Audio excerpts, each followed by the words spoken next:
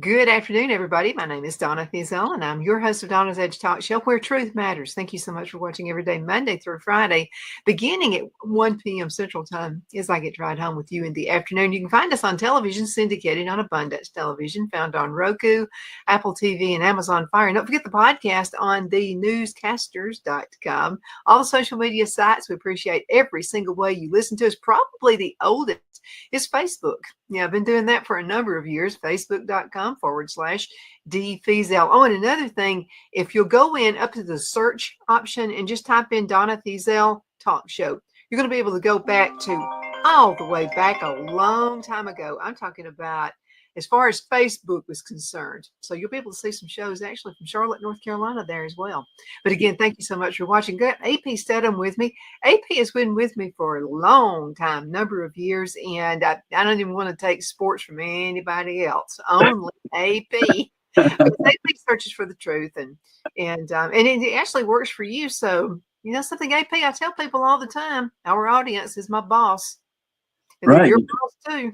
Right. You're trying to appeal to your audience and get out the information that they're concerned with their schools and all the alumni and fans and the people across the country and across the globe. They love, we primarily discuss college football, but, college basketball as well. But they love that college football. So, Donna, every week we're discussing college football on our show in some form or fashion. And sometimes it's about what's happening on the field or the court, or sometimes it's off the field or court, which is always interesting and affects the action on the field or the court.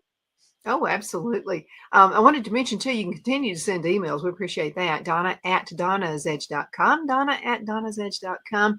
And I wanted to tell you that Brent said a message that he appreciates your honesty and he appreciates you're not putting politics in it. Yeah, thank you. Thank you, Grant, for both of us, right? Absolutely. Yeah. We just want to get the word out there to you. Anything new happening in the world of college football at this point? Oh, my goodness, Donna. It's off the field primarily, but there's the House settlement. And now when I say House settlement, this is not the Congress settlement. Grant House was a swimmer from Arizona State, and he sued the NCAA and the 5 most powerful conferences.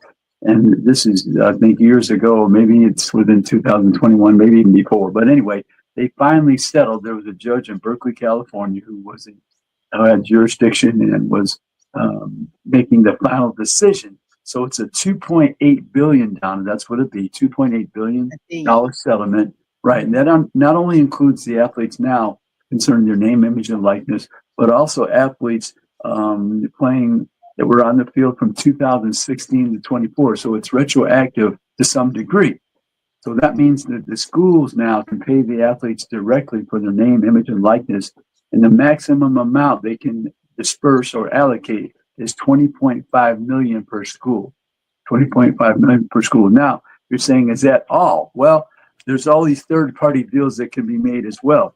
But they created this commission, the College Sports Commission, that will enforce this new decision. So anything above $600, if you have a name, image, and likeness deal above $600, it's going to be sent to a clearinghouse through Deloitte.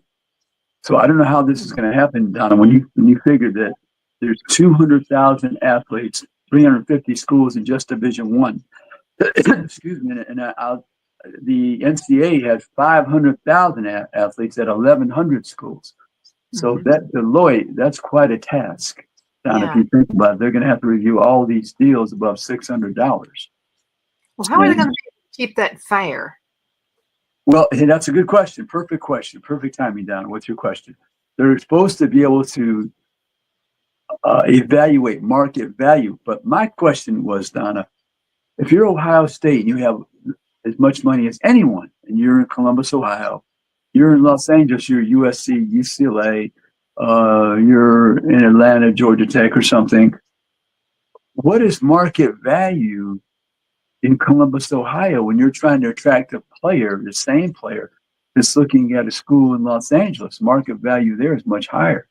So how they're going to account for that, I guess they're going to have, I don't know, maybe some type of percentage or something, but and you're going to have to explain that to the athlete, because if you say, I'm offering you $500 per se, and USC is offering you $1,000, the athlete's looking at just the number. He's not thinking about market value.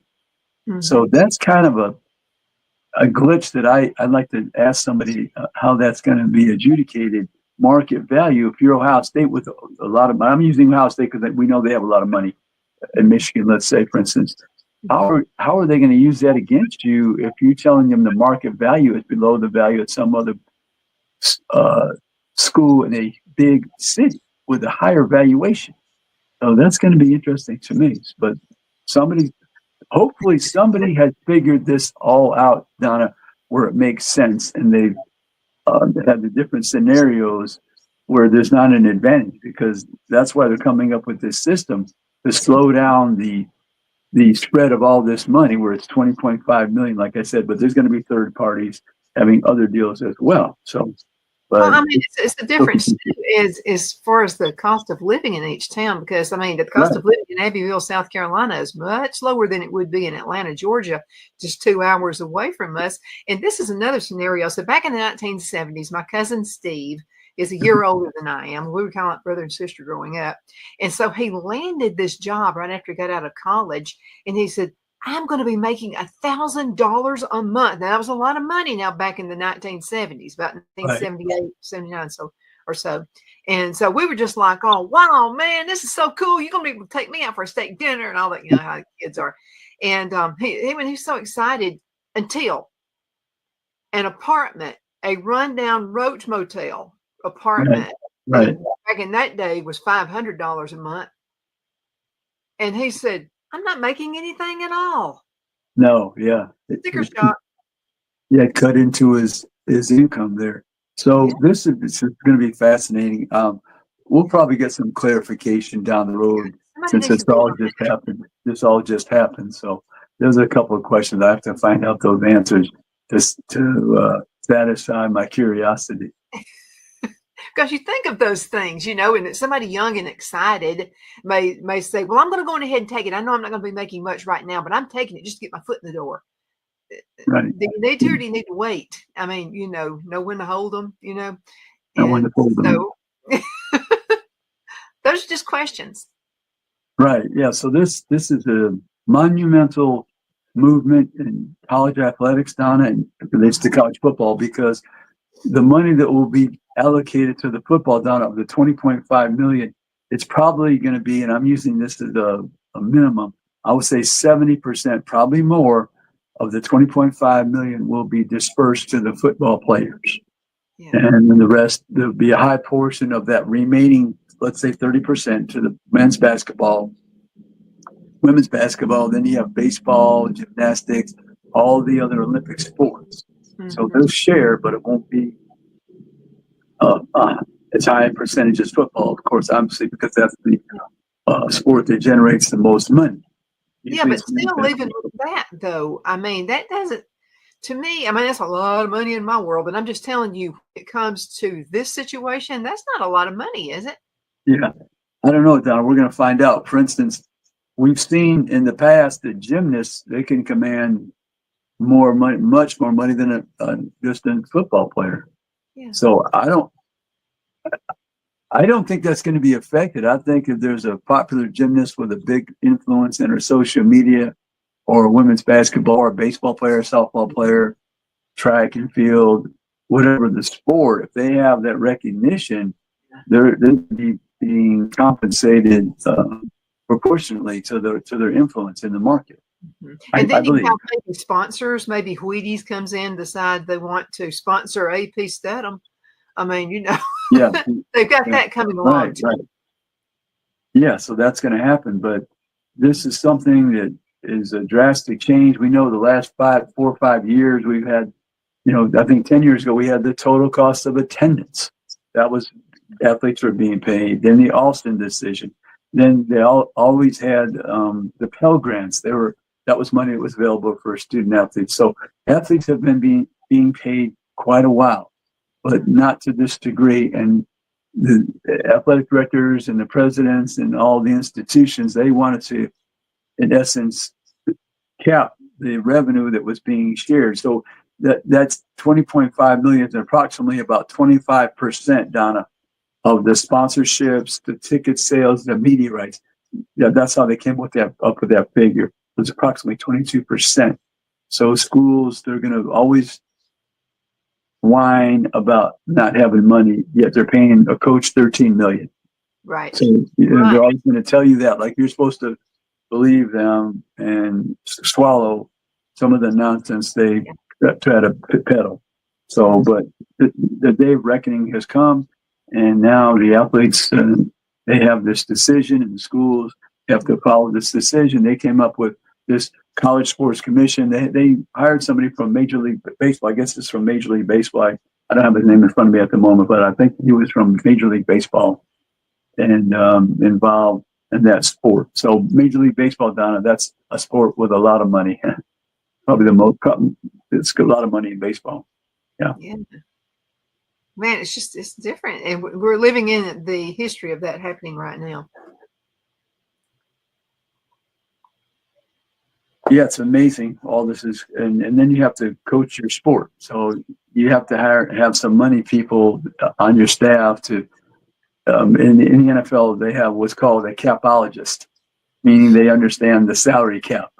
Uh-huh. So all these schools now, they have to hire themselves probably a capologist to figure out how much money should the quarterback receive, the left tackle, the safety, the linebacker, the center, left guard, right guard. So they have to figure out, because not just because you have all this money doesn't mean you're going to manage it properly. I mean, if you pay too much to the quarterback, don't have enough money for the lineman, that's not a good situation, in my opinion. Mm-hmm. Well, Danny had a good observation. He said there's always jealousy, not just within the players, but within coaches, and then jealousy between players and coaches. So, I mean, you got to factor all that stuff in too. Right, but I would tell him that his name was Danny. Was that his name? Danny. Yeah. So I would tell Danny that when you're on the field and videotape and they're filming you, you better perform. Yeah. Whether you're jealous of the person or not, you're on film. Your performance is being judged. So it's not in your interest to underperform. So you always do your best, whether you're jealous of that person making more money or not. And the coach is the same thing. If you're coaching the wide receivers, you better do your very best because you're being judged and evaluated. So although that exists, Donna, we know people are human. They have these feelings. But this is the real world. In the real world, the quarterback gets the most money. That's true. You want that money, you want that money, be a quarterback. Uh-huh. That's the way it operates. Yeah. That's the way it operates. And really being jealous is just a waste of energy anyway, and that needs to be taught. And so just do your thing and let everything else fall where it needs to fall. That's right. Yeah. Dismiss all those feelings. That's all negative feelings. It does not increase your ability to perform or improve your ability to perform. So you have to grow up quickly. Everybody wanted this money. So you're 18 years old. Now you're grown up. This is the real world. Well, God gives you a brain. And so you remember when we were talking about I was talking about on my show doing more social media. And right. you asked me about it. You said, what do you want to do? And I said, well, I think I should. But other talk show hosts are acting like I'm just, like poisoning the whole talk show world by doing that. So I didn't listen to them. And I'm glad I didn't. And now the very ones who criticize me for doing it are doing it now. So it's just, I'm glad I was the first one to do it in my area. Right. You have to forge your own path and be confident in your decision. That's what it's all about. Yeah, 100% behind your decision, right or wrong. Proceed. Just like you said, do your thing. You encouraged me. You said do what you want to do. That's right. Let's go into a commercial break. We're going to be right back in just a minute, everybody. Thank you for encouraging me on that. That was very, very nice. Twin City Used Car Sales has been serving drivers in the Northeast Alabama area for years with a quality selection of late model used cars, SUVs, and pickup trucks. On top of our extensive selection and competitive prices, we offer professional auto financing services for used car buyers of all credit levels. Whether you've just begun your search or you're ready to secure your next vehicle, at Twin City Used Car Sales, you will drive away with the vehicle of your dreams. The sales and finance staff at Twin City Used Car Sales looks forward to serving you, and you can apply for financing online before your visit to our used dealership in Gadsden, Alabama. Check us out on the web at twincityusedcars.com or go by our location at 901 First Avenue, Gadsden, Alabama. We sincerely look forward to serving you.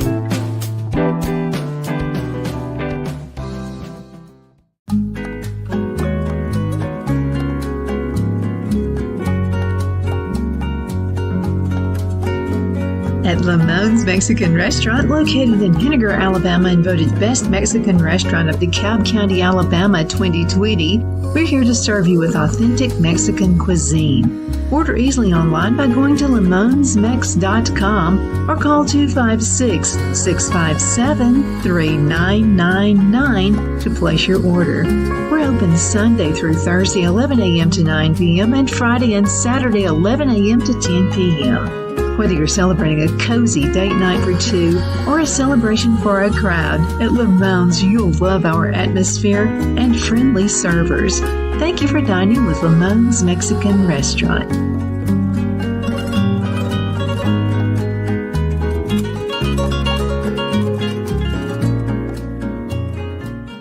At Liberty Bank, we're all about community. Whether it's to help with a charity fundraiser or help families in need, toys at Christmas, or a local football team, we're here for you. You see, we realize the importance of family. Sometimes it's to build a new home or necessary home repairs. We're here for you. If you like the feel of a small town bank with all the conveniences of a big city bank, we're here to serve you. You will find us at any of our convenient locations in DeKalb, Marshall, Etowah, and Blount counties in North Alabama. You can call and speak with any of our friendly staff at 256-659-2175 or check us out on the web at libertybankal.com. And thank you for your support of our community. Member FDIC Equal Housing Lender.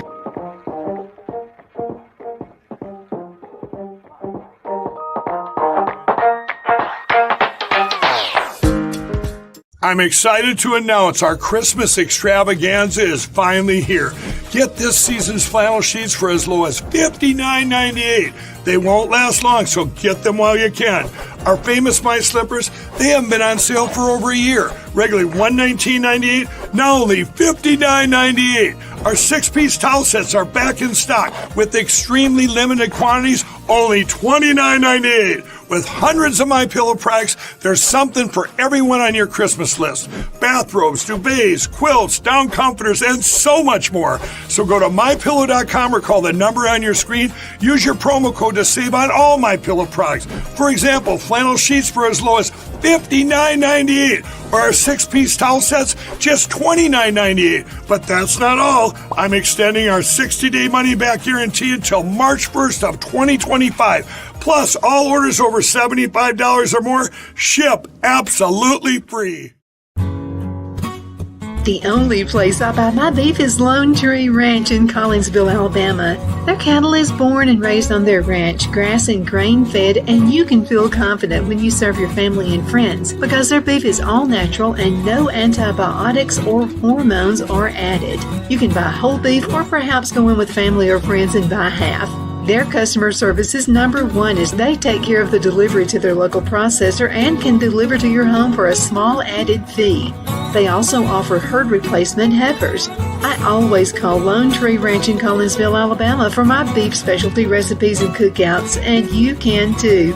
Food shortages are increasing, so buy local by calling 256-523-6462. That's 256-523-6462.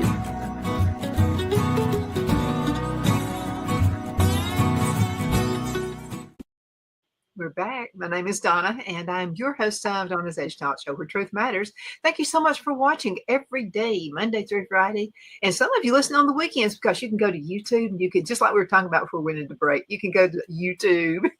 You can also find all the shows. If you wanted to watch all the shows between me and AP, all you got to do is just type in Donna Fiesel, AP Steadham, and you'll pull them all up from who knows how long ago. And so it has been a while. AP Steadham, everybody's favorite talk show host. And you have a podcast going on too. You want to talk with folks about that? Yeah, Donna, we have AP As We See It. That stands for Southeastern Conference As We See It. And we're on the YouTube channel every week. Also on Spotify. We're archived all the episodes on both of those social media platforms. And then we send out our audio to radio stations, 20 or 25 around the state. And it's heard in Alabama, Florida, Georgia, Mississippi, Tennessee on those stations. And Donna, this week we have a guest, Buck Bellew. The Georgia folks will know he was the former quarterback on their national championship team back in 1980. He's been on radio and TV and things over in Atlanta for many years. So Buck Bellew is going to be our guest. So we're going to discuss the Georgia Bulldogs. And of course, they're one of the favorites usually to win the SEC championship and therefore be a part of the college football playoff. So I think it's probably no different this year. They're probably going to be one of the favorites to be in the championship game of the SEC and be in the college football playoffs, earn a berth, one of the 12 teams to earn a berth. So, yeah, the Georgia Bulldogs and Buck Bellew, yeah, he was pretty famous for winning that championship in 1980 with Vince Dooley as the head coach. Mm-hmm. Yeah, you just made me think of Joe Bellew. Oh, Joe LeBou, right? Yeah, Joe LeBou and Buck Bellew, right? He and I are friends on Facebook, and this is a good guy there. Yeah. He puts out words of wisdom to people all the time, and I have to wonder sometimes how much of that not coming from Coach Paul Bear Bryant, but from his wife, Mrs. Bryant, because wasn't she one of those encouragers? Yes. Yeah, Joe was one of the Wishbone boys, and so yeah, a lot of the things he learned. Well, some of the things he learned from Coach Bryant, obviously. Yeah, Joe was a halfback. 1970, 1972 at the University of Alabama, part of that Wishbone offense in 71 and 72. Well, Joe, if you're watching right now, I always look forward to seeing those every single morning on my Facebook page. It makes my day. Right. But I just want to mention the SEC baseball. We don't discuss too much baseball, but for those who followed, Arkansas and LSU are two of the SEC teams that survived and made it to the College World Series in Omaha. So they're paired up against each other. But I think it was this year down a record 13 SEC teams made the College World Series. But the final two from that conference is Arkansas and LSU. Mm-hmm. You got a lot of emails today. And this is from someone, I guess their name is Piedmont, Piedmont. And so they said they couldn't help but notice, all of the changes happening in the SEC and college football, but all the different jobs that are going to be created just from that one decision as well. Right. Yeah. You have to hire people on your staff, like I said, to be a capologist to understand all this money that must be distributed to the players. And you have to do it in an economical and feasible way that lets your team be the most competitive. Before, you're just trying to divvy up the scholarships. Should I offer scholarships to 3 quarterbacks, 4 quarterbacks, 2 quarterbacks this class, maybe one maybe we have enough quarterbacks. If we need more offensive line. So now it's a team that's very good, but you're just missing one position on the offensive line. So you can go out to the transfer portal and offer somebody a certain amount of money, to come be part of your program. But Donna, this is, it's really morphed into professional sports, really. Now, the only thing, Donna, that's holding it from being at that level is, will the players be employees? And because if you want in this country, if you want to negotiate with a group, it really can't be an association. It has to be a union. So I think that might be something down the road that could happen. could have these athletes be employees where they're collective bargaining. When you're having collective bargaining, they have to be employees. But this could happen down the road. I don't know when, Donna, exactly, but it could happen. Then the other thing, Donna, that's happening is, remember we discussed through the last couple of years, we said that some private equity funds will be involved in college athletics. Well, I think I heard the other day that UCLA and Penn State were two schools that signed up with a private equity firm. So how they make their money, I'm not sure, because they're all about making money. So how will they earn their money if they're attached to a school or a conference? I don't know, but it'll evolve, I'm sure. But I think that's that's already here. And what's going to happen in 5 years is every team going to have a private equity fund or a country. I mentioned countries that would like to buy a team or a league. In 5 years, is everybody going to have their own private equity firm or be part of a country that's invested? Oh boy, it really sounds like big business program. Because not only that, AP, they're going to have to a conference, a whole new staff also. Because it's more people involved, but if you have the money, then you don't mind hiring the extra staff. I just hope that the athletic departments, when they think about becoming more efficient, they don't cut the people at the bottom of the totem pole, because there's plenty of money now. There's plenty of money. I hope so too. And then Randy came up with an observation as well. He wanted me to ask you about what your thought. I think you kind of touched on that just a minute ago. Okay. Will college football teams now be offering stock for sale? John, I'm not going to say no. I'm not going to say no. Okay, because there's always one school, one president, one director of athletics who's trying to be as creative to generate funds. Mm-hmm. That could be a possibility. We know that in the NFL, that the Green Bay Packers are owned by the town per se. Mm-hmm. So you can own a stock of the Green Bay Packers. So what's to say that a university wouldn't offer stock for every different team? You better hope there's going to be a winning team that year. Yeah, could happen. Could happen. I don't know. I haven't heard that yet, but why not? Well, I'm going to tell you something. Somebody you and I always talk about is the kicker. So I'm going to think the kicker's got to be offered a pretty darn good salary. And the reason I'm saying that is sometimes they're the hero of the whole game. Donna, when you're playing at the top level of college football, you know that there's going to be some close games. Yeah. And the kicker is very important. So I'm not going to I'm going to be very worried about the money involved. I will pay for a good kicker because it's important. Could win the game. Could win the game. Yeah. We've seen that happen many times. AP, just about a minute left in this segment. What do you want to tell everybody before we go? Okay, yeah, just check out our show, AP As We See It. Buck Palooza, the guest this week, the former national championship quarterback of the Georgia Bulldogs. He's on radio and TV over in the Atlanta area. And everybody can check us out on our social media platforms. And like I say, this college athletics, tune in because every week something's happening. We have this house settlement, which is drastically changing the world of college athletics. So it's an ongoing affair and a flow of information. Oh, yeah. Continue sending those emails. You have some good questions this week, too. Donna at donnasedge.com. Donna at donnasedge.com. Are you ready?